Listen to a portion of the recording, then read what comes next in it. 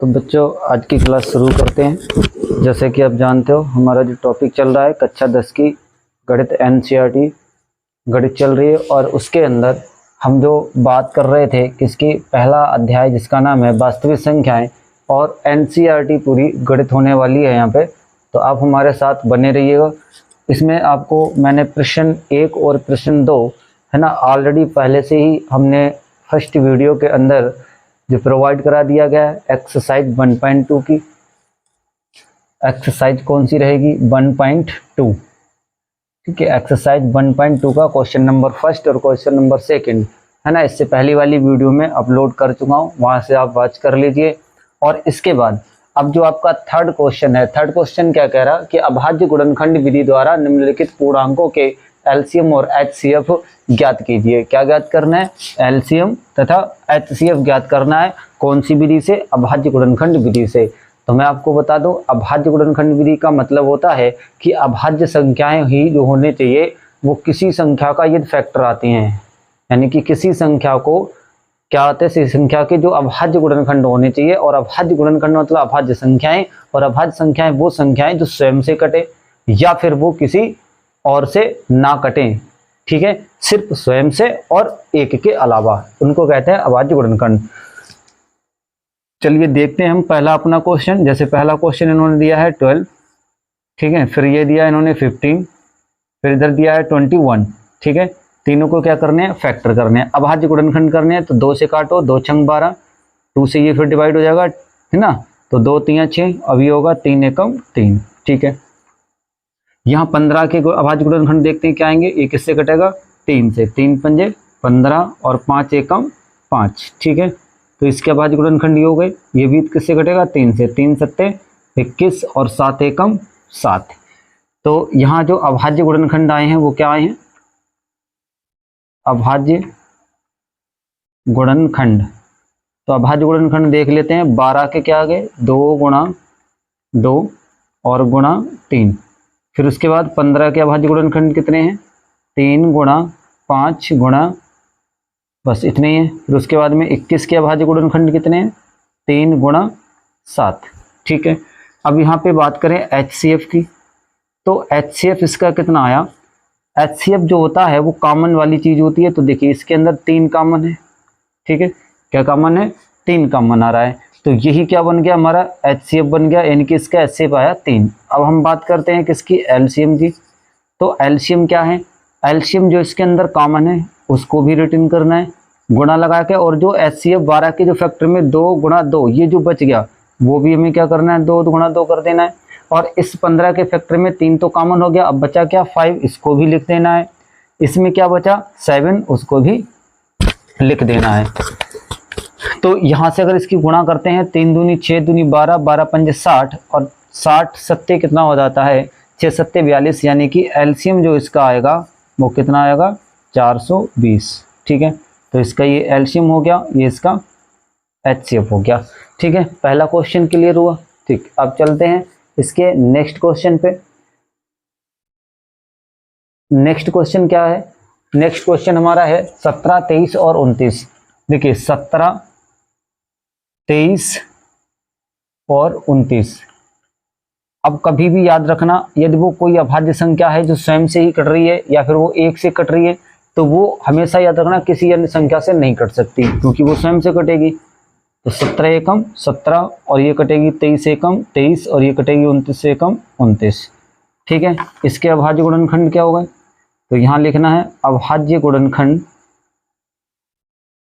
अभाज्य गुणनखंड 17 के कितने आया? यानी 17 गुणा 1, और इसके कितने आ जाएंगे? ये 1 से कटेगा, ठीक है। इसका 1 तो अभाज्य गुणनखंड होता ही है।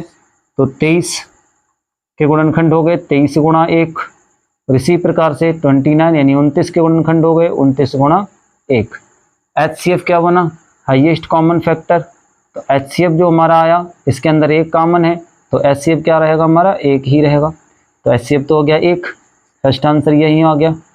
दूसरी चीज एलसीएम पूछ रहा है, तो एलसीएम क्या होगा? 17 गुणा 23 गुणा 29, ठीक है। तो एलसीएम बराबर 17 की 23 से गुणा कर दो, 17 तियां 51, इधर कर दो 17 की 23 से गुणा, 17 तिया 51, हासिल 5 हुआ, 17 दूनी 34, 34 और 5 39।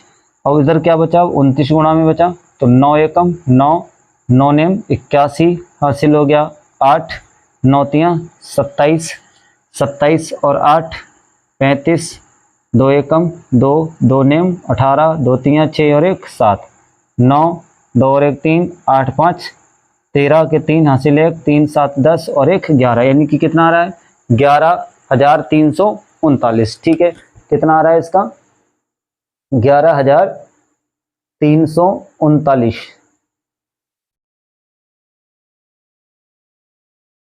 है ना। तो हमारे पास इसकी जो मल्टीप्लाई आएगी, इसकी गुणा कितनी आएगी, इसकी गुणा जो आएगी वो 391 आएगी, और गुणा 29। जब आप 391 29 की गुणा करते हैं तो एलसीएम बराबर कितना आ जाएगा 11,339, है ना। तो ये क्या हो गया हमारा एलसीएम हो गया। अब इसके बाद में चलते हैं हम नेक्स्ट हमारे पास संख्या क्या है, नेक्स्ट संख्या हमारे पास है 8, 9 और उसके बाद में है 25। ठीक है, कितनी है 25। तो चलो इसके फैक्टर करते हैं। देखिए इसके फैक्टर क्या बनेंगे, भाज्य गुणनखंड क्या आएंगे, 2 चौक 8, 2 दूना 4, 2 एकम 2। ठीक है, यहाँ कितने आएंगे 3 तिया 9, 3 एकम 3, यहाँ कितने आएंगे 5 से काटेंगे इसको, 55 25 और 5 एकम 5। अभाज्य गुणनखंड लिख दीजिए इसके। तो यहाँ लिख रहे हैं अभाज्य गुणनखंड, अभाज्य गुणनखंड 8 बराबर 2 गुणा 2 गुणा 2। 9 के अभाज्य गुणनखंड कितने हैं, यहाँ से देखो 3 गुणा 3, तो ये हो गया 3 गुणा 3। 25 के गुणनखंड कितने हैं 5 गुणा 5, 5 गुणा 5। HCF कितना हो गया, HCF का मतलब हाईएस्ट कॉमन फैक्टर। देख लो कॉमन क्या आ रहा है सभी में, तो मेरे हिसाब से तो कॉमन कुछ नहीं है इसके अंदर। तो HCF क्या होगा इसका 1, हर प्रकार से 1। तो जहाँ कोई कॉमन नहीं होता उसका HCF 1 होता है। एलसीएम की बात कर ले तो एलसीएम कितना आएगा, तो एलसीएम 2 गुणा 2 गुणा 2, 2 बार है तो 2 की घात, यानी 2 गुणा 2 गुणा 2 गुणा 3 गुणा 3 गुणा 5 गुणा 5। इसको ऐसे भी लिख सकते हैं 2 की घात 3 गुणा 3 की घात 2 गुणा 5 की घात 2। ये कितना हो जाएगा, 2 दूना 4 दूनी 8 और 3 तिया 9, 5 25। अब जब इसकी हम गुणा करते हैं, तो यहाँ पे देखो मैं लिख दे रहा हूँ 8 निम कितना हो जाएगा 72 और गुणा 25, 25 दूनी 50 हासिल हुए 5, 25 सत्ते 175, 175 में 5 जोड़ेंगे तो कितना हो जाएगा 180, है ना। तो HCF जो आया हमारे पास वो कितना आया, ये जो HCF है हमारा,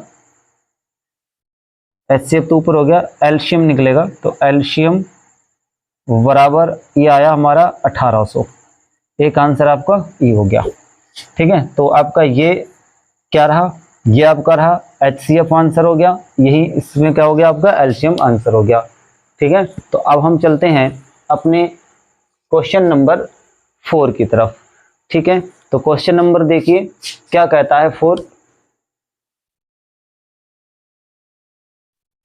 देखिए फोर्थ क्वेश्चन क्या कह रहा है कि HCF 306 का और 657 का 9 दे रखा है, एलसीएम 306 और 657 का ज्ञात करना है। ठीक है, तो देखिए हमारे पास इसका HCF 9 है और इन दोनों संख्या का एलसीएम बताना है, तो इसको कैसे सॉल्व किया जाएगा। ठीक है, पहली चीज देखो ऐसे क्वेश्चन कभी भी हो आपके पास में क्या दिया हो, आपके लिए दिया हो एक HCF दिया हो या फिर कोई एलसीएम दिया हो, या फिर आपको HCF एलसीएम दोनों दिए हो और आपसे कोई एक संख्या निकलवाए, तो आपके लिए सूत्र याद होना चाहिए। क्या याद होना चाहिए कि दो संख्याओं का गुणनफल बराबर होता है लासा गुणा मासा के। क्या बोला गया कि दो संख्याओं का गुणनफल बराबर होता है लासा और मासा के। समझ में आया, चलो देखते हैं। तो यहां पर दो संख्याओं का गुणनफल बराबर एलसीएम गुणा HCF, ठीक है, एलसीएम गुणा HCF। अब दो संख्याएं, एक संख्या दूसरी संख्या, तो दो संख्या हमारी कौन सी हैं? दो संख्याएं हैं 306 गुणा 657 बराबर, एलसीएम नहीं है, एलसीएम निकालना है, ऐसे ही छोड़ो। HCF की वैल्यू हमारे पास देखो कितनी है 9, तो यहाँ क्या आ जाएगा 9, ठीक है। इस वाले पद को इधर लिख लो, इस वाले पद को इधर लिख लो, तो एलसीएम बराबर, पहले चलो गुणा लिखा है तो गुणा लगाओ 9 और इधर क्या है 306 और गुणा 657, और यहाँ से अगर मैं एलसीएम बराबर निकालूं तो जो गुणा में चीज़ होती है वो इधर जा कर के क्या होती है, भाग लगाती है, और अगर कोई भाग में होता है तो वो क्या करता है, उधर जाके गुणा में लिखा जाता है। तो यहाँ पे गुणा में है तो ये 306 और गुणा 657 के नीचे चला जाएगा, यानी कि बटे में आ जाएगा, और जैसे ही बटे में आएगा तो फिर ये 9 क्या करेगा, ये विभाजित करेगा ऊपर वाली संख्या को, ठीक है। नीचे वाले से ऊपर वाले को क्या करते हैं, भाग लगाते हैं, तो काट देते हैं इसको। कितना आ जाएगा 9 तियां 27, 9 तियां 27, 30 में के 27 कटे, 3 बचे, 3 कहाँ जाएंगे 6 के आगे, तो ये हो जाएगा 9 चौक 36, ठीक है। तो हमारे पास जो वैल्यू आई है एलसीएम बराबर वो आई है 34 और गुणा 657, ठीक है। अब 34 गुणा 657 कितना होता है, तो 34 की गुणा जब आप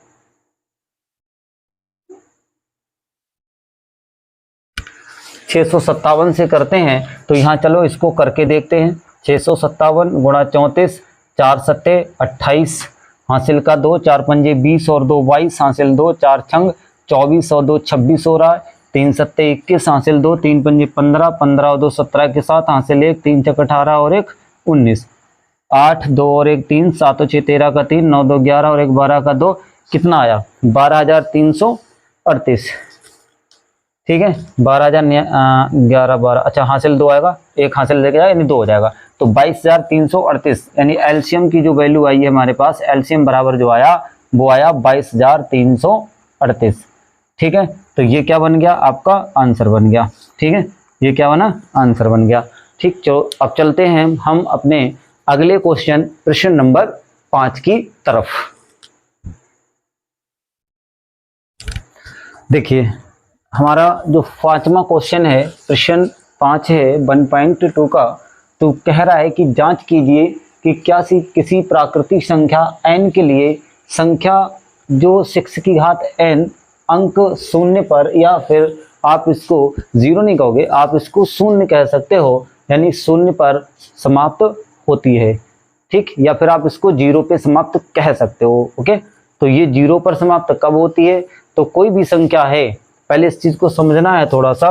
देखिए अगर कोई संख्या है तो वो 0 पर कब समाप्त होती है, वो 10 20 40 50 60 80, यानी ये सभी की सभी संख्याएं क्या है 0 पे समाप्त हो रही हैं, ठीक है। पहचान कैसे करोगे ये तो हमने डायरेक्ट बता दिया, लेकिन यहाँ सिद्ध करके दिखाना है कि कोई 6 की घात n है और वो अंक 0 पर यानी कि शून्य पर समाप्त हो सकती है कि नहीं हो सकती है।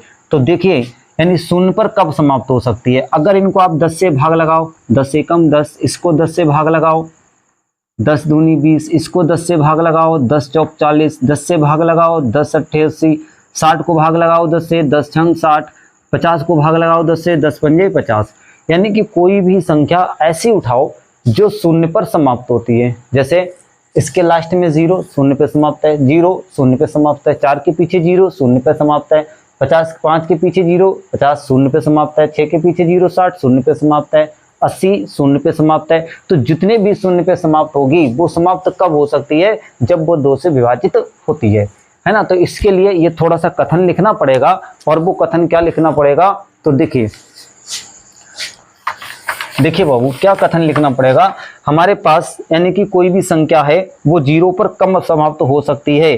तो लिखेंगे, हल कर रहे हैं इसको, तो यहाँ थोड़ा सा लिखना है कि यदि, क्या लिखना है कि यदि कोई संख्या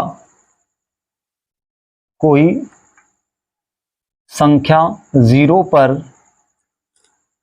कोई संख्या 0 पर समाप्त हो सकती है, 0 पर समाप्त हो सकती है, हो सकती है यदि वह 10 से विभाजित हो, यदि वह 10 से विभाजित हो,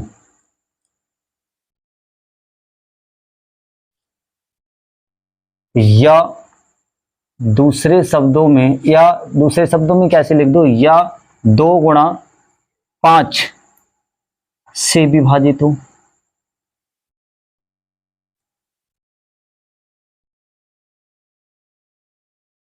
या फिर आप ये कह सकते हो कि उस संख्या का कोई एक गुणनखंड इन 2 गुणा 5 के रूप में आना चाहिए, या फिर वो 10 के रूप का आना चाहिए। यानी कोई गुणज, यानी 0 पे समाप्त संख्या तभी होगी जब उसका गुणज 10 या 2 गुणा 5 के रूप का होगा, या फिर वो कह सकते हो 10 से विभाजित हो, या फिर 2 गुणा 5 से विभाजित हो।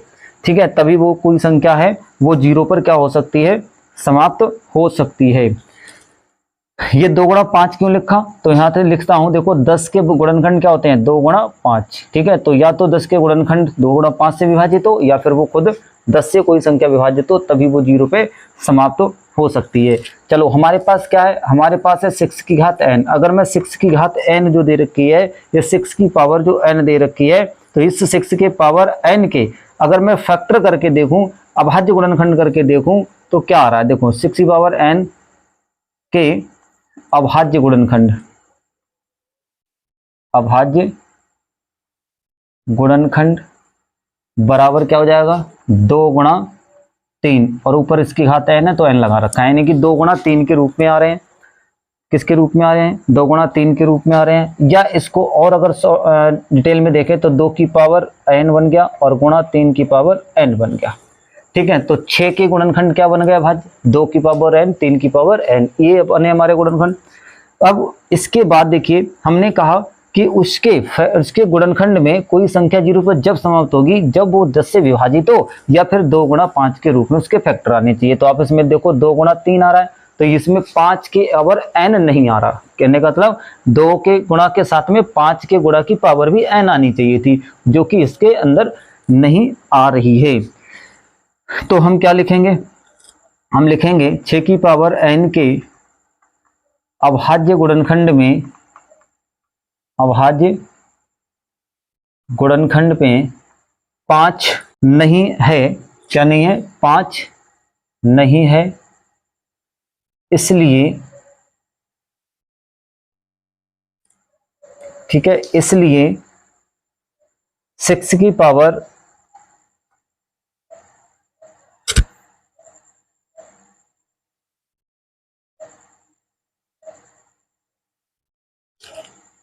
इसलिए 6 की पावर n 5 से विभाजित नहीं होगा, 5 से विभाजित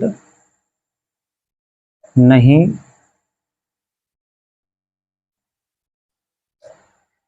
है। ठीक है, अतः किसी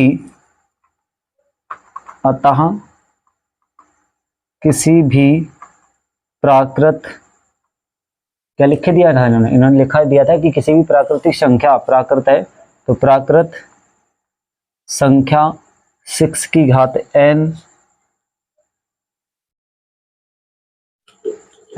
के लिए है ना, तो n के लिए लिख दो, संख्या n के लिए 0 यानी कि 0, संख्या n के लिए संख्या 6n, संख्या 6n अंक 0 पर समाप्त नहीं हो सकती, समाप्त नहीं हो सकती। ठीक है, तो ये इसका क्या बन गया, आंसर हो गया। ठीक है, तो चलिए अब देखते हैं हम अपना नेक्स्ट क्वेश्चन, प्रश्न नंबर 6।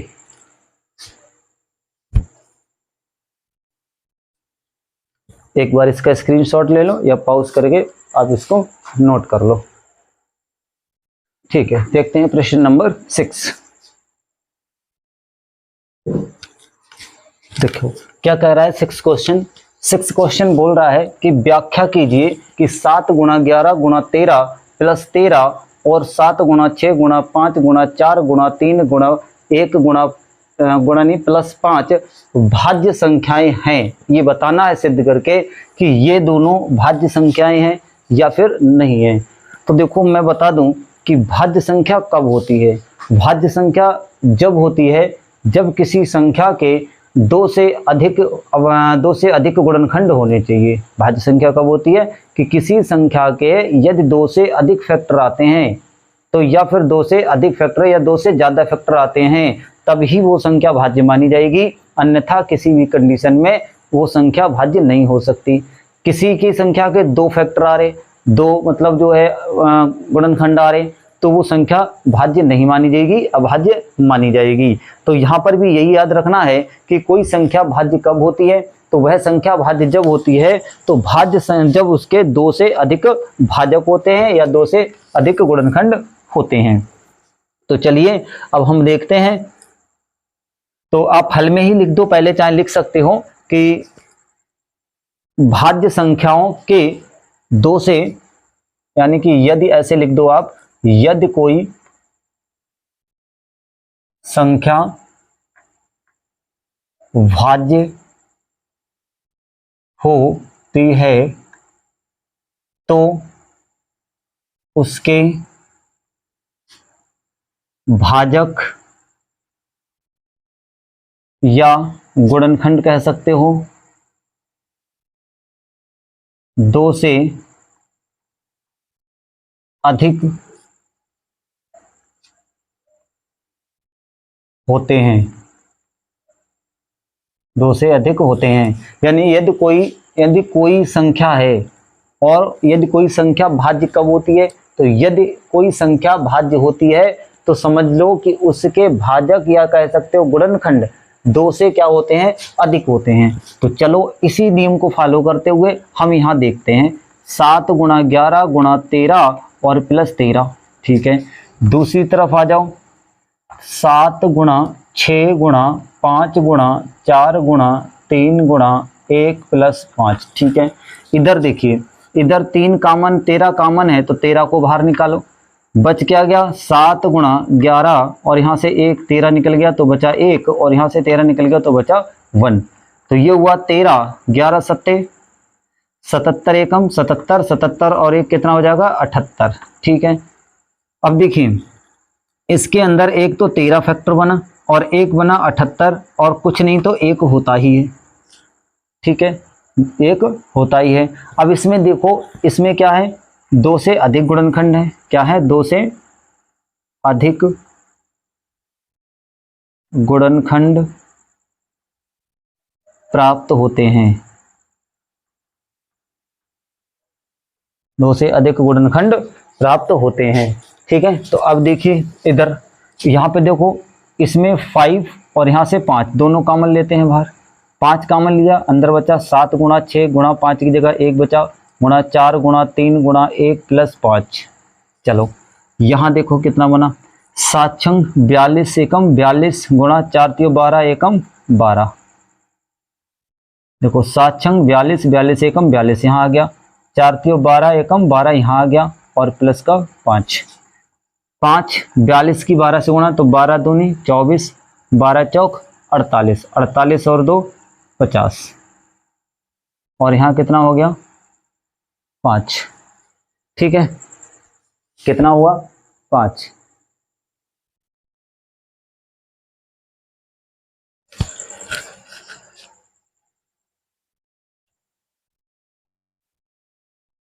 सात छंग 42 और 42 की 12 से गुणा तो ये हमारे पास बना 12 दूनी 24, 12 चौक 48, 2 50, 5 4 9 हो जाएगा, 5 नेम 45, 5 का 0 4 5 25 और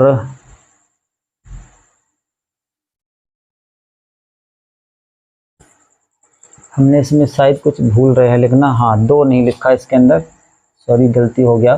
तो 2 गुणा 1 और प्लस 5। ठीक है, तो यहाँ पर एक बार आप यहाँ पे 2 और लिख लीजिए गुणा 1, तो यहाँ से थोड़ा गलत हो रहा है तो यहाँ हो गया 5 और यहाँ हो गया 7 छंग 42, ये 42 हो गया, 4 त्यों 12, 12 दूनी 24 हो गया, और गुणा में 1 और इधर क्या है हमारा 5, तो यहाँ पे क्या रहेगा हमारा 5, तो ये हो जाएगा 5 और ये कितना हो गया बीच में, ये आपका आएगा 1008 है ना, तो इसकी मल्टीप्लाई 1008 और प्लस इधर 1 रहेगा ना, क्योंकि 5 कॉमन ले लिया तो यहाँ 1 रहेगा, तो प्लस 1। अब ये टोटल कितना हो गया, 5 गुणा 1009 हो गया, तो 5 गुणा 1009 और इसके साथ 1 तो रहता है, तो यहाँ पर भी क्या हो गया, 2 से अधिक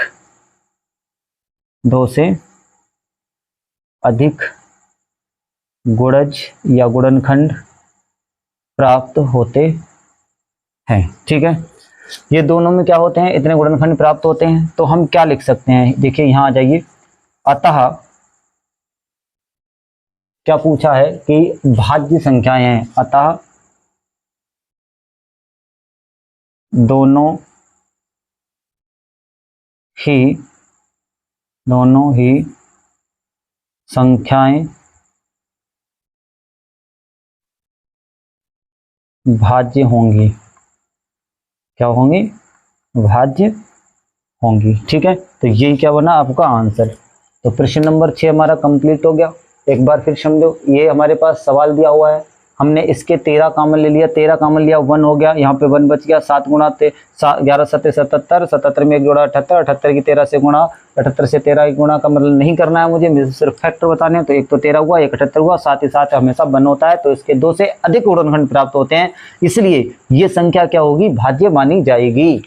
इधर देखिए, ये हमारे पास सवाल है, इसमें से मुझे 5 कॉमन आ रहा था, बाहर निकाल लिया। देखो गुणा में से कॉमन नहीं लेते, माइनस प्लस के इधर और इधर देखना पड़ता है, तो प्लस में उधर 5 था और इधर प्लस के इधर भी 5 था, दोनों में से क्या उठाया, 5 कॉमन उठाया, बचा क्या, 7 गुणा 6 गुणा 1 गुणा 5 निकला, तो 1 बचा, 4 गुणा 3 गुणा 2 गुणा 1 पहले से था और प्लस का उधर बच गया 1, तो यहाँ 7 छंग 42 हो गया, 4 त्यों 12 दूनी 24 हो गया, 24 और 42 की गुणा कितनी आती है, 1008 आती है, 1008 में ये 1 जोड़ दिया, तो 1 जोड़ने से 1009 बन गया, 1009 की जब 5 से मल्टीप्लाई किया, तो मल्टीप्लाई तो फिर नहीं करनी है, क्यों करेंगे भाई, मल्टीप्लाई नहीं करनी, मुझे फैक्टर चाहिए, तो 5 गुणा 1009 और गुणा 1 साथ में होता है, तो इसके भी 2 से क्या हुए, अधिक गुणज प्राप्त हुए, अतः ये भी संख्या क्या होगी, भाज्य होगी, है ना। तो इस प्रकार से हमारी दोनों संख्याएं क्या है, भाज्य मानी जाएंगी। अब चलिए चलते हैं अगले क्वेश्चन, प्रश्न नंबर 6 हो गया हमारा, प्रश्न नंबर 7 की तरफ।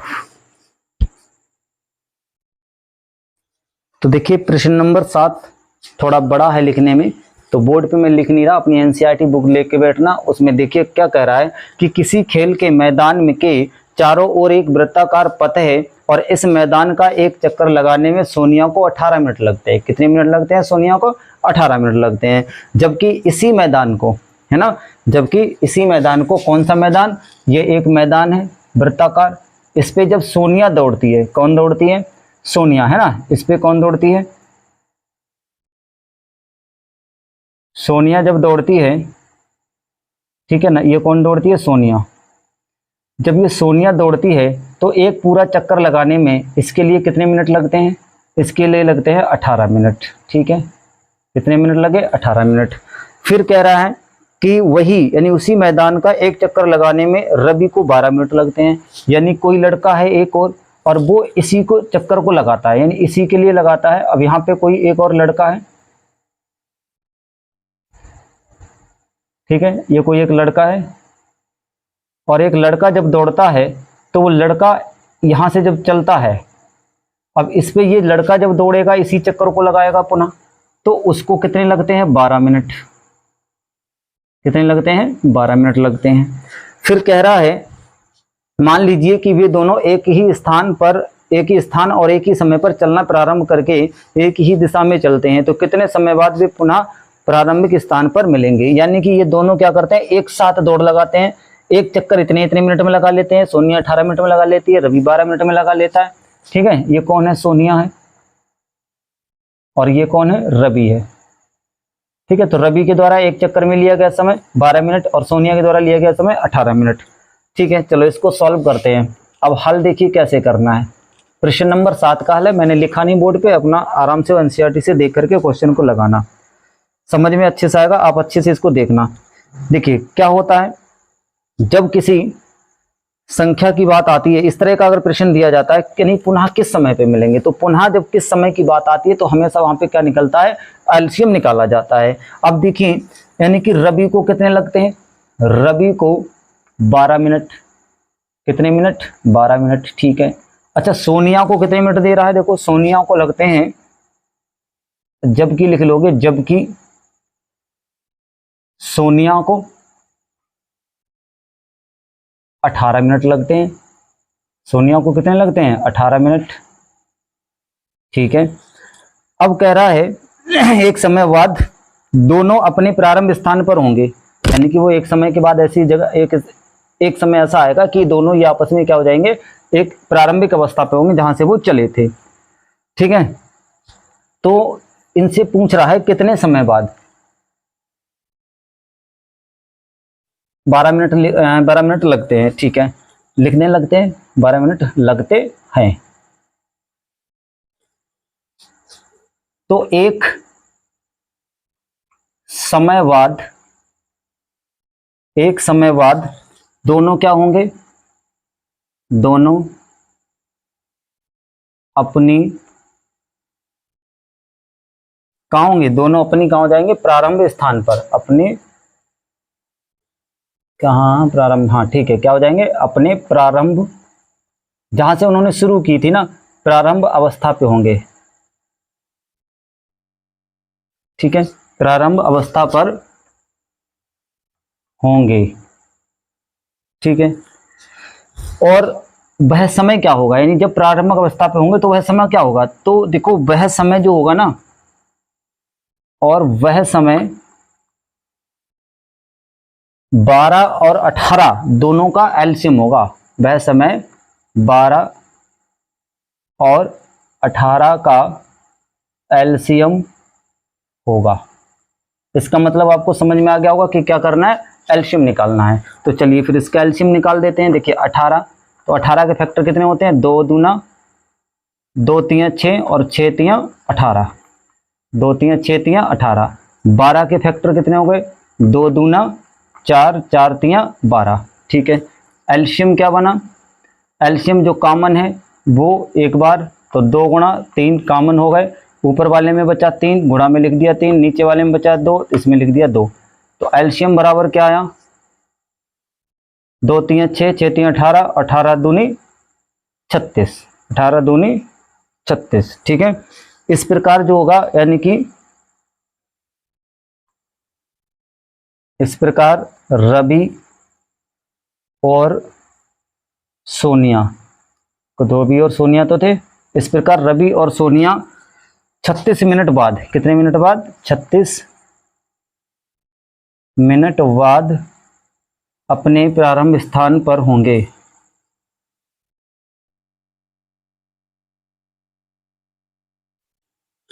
बाद अपने प्रारंभ स्थान पर होंगे, ठीक है। ये आपका क्या बन गया, आंसर हो गया, ठीक है। तो आज की हमारी ये 1.1 जो एक्सरसाइज थी, यानी वास्तविक संख्याओं के अंदर हम पढ़ रहे थे आज 1.2, एक्सरसाइज नंबर 1.2, जिसके अंदर हमने प्रश्न नंबर 3 से और प्रश्न नंबर 7 तक आज की वीडियो में कवर किए हैं। तो आज की वीडियो अगर आपको पसंद आई हो तो वीडियो को लाइक करें और चैनल को हमारे सब्सक्राइब करें। तो thank you watching for this video. जय हिंद।